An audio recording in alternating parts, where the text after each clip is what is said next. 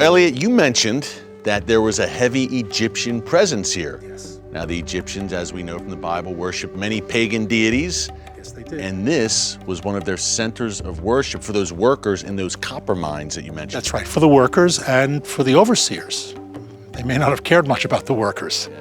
But yes, this was actually a combined Egyptian and Midianite temple, but primarily Egyptian. Its core was Egyptian.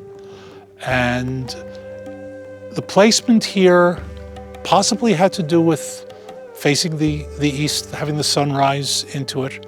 We can see late in the day, it's nicely shaded. The Egyptians had that sense.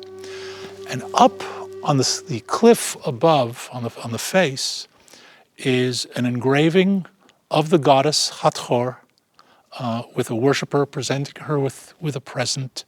That was really the holy spot. In other words, they worshipped here, but they worshipped to her picture up there. Wow. And this is about 3,300 years ago, yes, during the time of the Exodus, or near around that time. Exactly. We're standing in a place that was being used while the Israelites were slaves in Egypt. Wow. And it was being used by slaves here and their overseers. Now, and you wonder if any Hebrew slaves were brought here, right? Exactly. I was just going to say we have no record of it, but if they had slaves, and we know that the Israelites were slaves, it's entirely possible that some of them were brought out here. And they worked these copper mines, which we'll see in a second. Pharaoh was a nasty, nasty man. Yes, he and was. Conquered a lot of territory. So there were slaves, I assume, from all over the region, right, Africa, the Middle East, coming here. From this area. That's why I say it with a question mark. It's a possibility. Right. There's no evidence one way or the other. Logic would say they probably didn't bring them all the way from Egypt to here. They used more local captives. Yeah.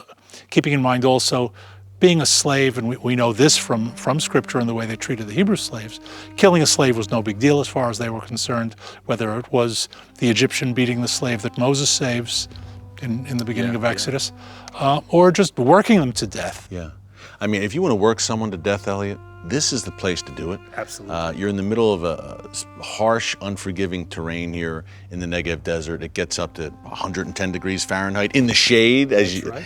So if you want to work someone to death, this is the place to do it. We're sure that happened. And you know, you had this pagan worship going on here, and it's incredibly well preserved as we look at these ancient bowls. And yes. But Pharaoh's gods failed him miserably in his confrontation with the Israelites. Thank God. Yes, they did. And let's be serious. For millennia, this has been an abandoned place.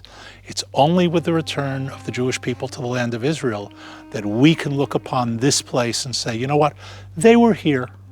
Okay, so they were. Now it's ours. And we're back. Yes, we are. And Elliot, as you said, this place lied dormant for about 2,000 years until the Jewish people returned. So exciting to be able to walk this land again. Absolutely. And you know, the Timna Valley is basically a dead end.